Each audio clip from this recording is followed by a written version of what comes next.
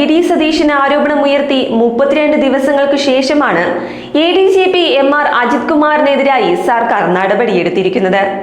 നിയമസഭാ സമ്മേളനം നടക്കുമ്പോഴും അൻവറും ADGP അജിത് കുമാറും പൂരം കലക്കലും തന്നെയാണ് പ്രധാന ചർച്ചാ വിഷയം.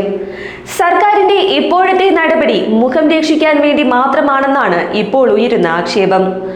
RSS നേതാവ് ദത്താത്രേയ ഹൊസബലയെ ക്രമസമാധാന ചുമതലയുണ്ടായിരുന്ന ADGP സ്വകാര്യ വാഹനത്തിൽ പോയി കണ്ടെന്നാണ് പ്രതിപക്ഷ നേതാവ് V.D. സതീശൻ ആരോപിച്ചത് സെപ്റ്റംബർ 4-നായിരുന്നു. കൂടാതെ പ്രമുഖ RSS നേതാവ് റാം മാധവിനെയും അജിത് കുമാർ കണ്ട വിവരം പുറത്തായി. പക്ഷേ ആരോപണങ്ങളുടെ പേരിൽ മാത്രം ഉദ്യോഗസ്ഥർക്കെതിരെ നടപടിയെടുക്കാനാവില്ലെന്ന് ആവർത്തിക്കുന്ന മുഖ്യമന്ത്രിയായിരുന്നു കേരളം പിന്നീട് കണ്ടത്. ഇതിനിടെ അൻവർ അനധികൃത സ്വത്ത് സമ്പാദനവും കോഴിക്കോട്ടെ മാമി തിരോധാനവും അടക്കം നിരവധി പുതിയ ആരോപണങ്ങൾ അജിത്തിനെതിരെ കൊണ്ടുവന്നു. എന്നാലൊന്നും മുഖ്യമന്ത്രി കേട്ട ഭാവം നടിച്ചില്ല. 1 മാസമായപ്പോഴേക്കും എന്നാൽ കാര്യങ്ങൾ മാറി മറിയുകയായിരുന്നു. പൂരം നടത്തിപ്പിൽ അജിത് കുമാറിന് വീഴ്ച പറ്റിയെന്ന് DGP ഷേഖ് ദർവേഷ് സാഹിബ് തന്നെ റിപ്പോർട്ട് നൽകി. പിഴവുകൾ ചൂണ്ടിക്കാട്ടിയിട്ടും അജിത് കുമാറിന് സംരക്ഷണം നൽകിയെന്നാണ് DGP ആരോപിച്ചിരിക്കുന്നത്. അങ്ങനെ ഒടുവിൽ നിവൃത്തികേടിലാണ് മുഖ്യൻ അജിത് കുമാറിനെതിരെ ഒന്ന് വിരലനക്കാൻ പോലും തയ്യാറായിരിക്കുന്നത്. എന്നാൽ സസ്പെൻഷനിൽ കഴിയുന്ന SP സുജിത് ദാസിനും അജിത്തിനും 2 തരം നീതിയാണ് പോലീസ് തലപ്പത്തെന്ന് സംസാരമുണ്ട്. കൂടാതെ ശിക്ഷാ നടപടിയുടെ ഭാഗമായി ക്രമസമാധാന ചുമതലയിൽ നിന്ന് മാറ്റിയെങ്കിലും അജിത് കുമാറിന്റെ സർവീസിന് ദോഷം വരാതിരിക്കാൻ മുഖ്യമന്ത്രി പ്രത്യേകം ശ്രദ്ധിച്ചിട്ടുണ്ട്. അന്വേഷണ റിപ്പോർട്ട് കിട്ടിയിട്ട് നടപടി എന്ന നിലപാടിലായിരുന്ന മുഖ്യമന്ത്രി പിണറായി വിജയൻ ഞായറാഴ്ച രാത്രിയിൽ ഒപ്പുവെച്ച ഉത്തരവിൽ അജിത് കുമാറിനെ ക്രമസമാധാന ചുമതലയിൽ നിന്നും മാറ്റുക മാത്രമാണ് ഇപ്പോൾ ചെയ്തിരിക്കുന്നത്. നടപടി RSS നേതാക്കളുമായി രഹസ്യ കൂടിക്കാഴ്ച നടത്തിയതിനെന്നാണ് സൂചന. അതിനാൽ തന്നെ അജിത് കുമാർ സായുധ ബറ്റാലിയൻ ADGP ആയി തുടരും.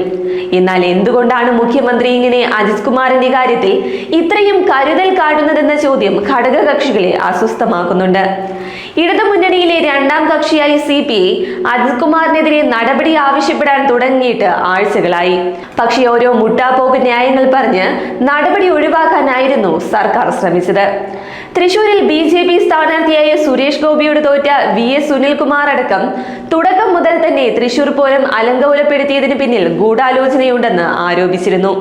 ഹൊസബലയെ അജിത് കണ്ടുവന്ന കാര്യം സ്ഥിരീകരിക്കപ്പെട്ടതോടെ പൂരം കലക്കിയതിന് പിന്നിൽ CPM-ഉം RSS-ഉം തമ്മിലുള്ള അന്തർധാരയാണെന്നും അജിത്തിന്റെ സ്വകാര്യ സന്ദർശനം മുഖ്യമന്ത്രിയുടെ ദൂതുമായിട്ടായിരുന്നുവെന്നും ആരോപണങ്ങൾ ഉയർന്നു. ഇതിനു പുറമെയായിരുന്നു നിലമ്പൂർ MLA ആയ PV അൻവർ ഉന്നയിച്ച ഗുരുതരമായ ആരോപണങ്ങൾ.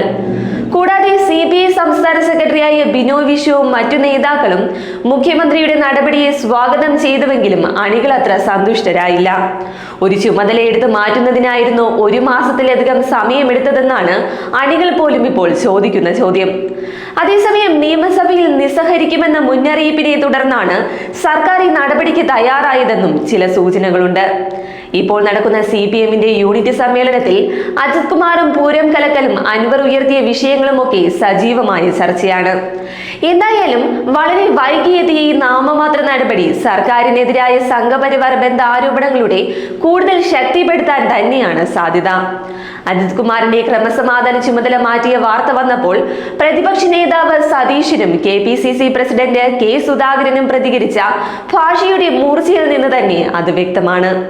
നിയമസഭ ചേരുന്നതിന്റെ തലേന്ന് രാത്രി 9 മണിക്ക് ADGP-യെ നീക്കിയത് ഭയം കൊണ്ടാണെന്നും മുഖ്യമന്ത്രിയുടെ ദൂതനാണ് ADGP-യെ RSS നേതാക്കളുമായി കൂടിക്കാഴ്ചയ്ക്ക് വിട്ടതെന്നും സതീശൻ ആരോപിച്ചു. ADGP MR അജിത് കുമാറിനെ സായുധ പോലീസ് ബറ്റാലിയനിൽ നിലനിർത്തിക്കൊണ്ട് മുഖ്യമന്ത്രി കരുതൽ കാട്ടിയെന്നാരോപിച്ച് KPCC പ്രസിഡന്റ് K. സുധാകരൻ നിയമസഭ തുടങ്ങുമ്പോൾ പ്രതിപക്ഷത്തിന്റെ ചോദ്യങ്ങളിൽ നിന്ന് തടിതപ്പാനും പുകമറ സൃഷ്ടിക്കാനുമുള്ള ചട്ടപ്പടി നടപടിയെടുത്തിട്ടുള്ളതെന്നും ആക്ഷേപിച്ചു. അതിനാൽ തന്നെ ഈ സമ്മേളനത്തിന്റെ ആദ്യ ദിവസമായ ഇന്നലെ നിയമസഭയിൽ കണ്ടത് സാമ്പിൾ വെടിക്കെട്ടെന്ന് വേണം പറയാൻ. എന്തായാലും വരും ദിവസങ്ങളിലും ഭരണ പ്രതിപക്ഷങ്ങളുടെ ഏറ്റുമുട്ടലിൽ തീപ്പൊരി ചിതറുമെന്നുറപ്പ്.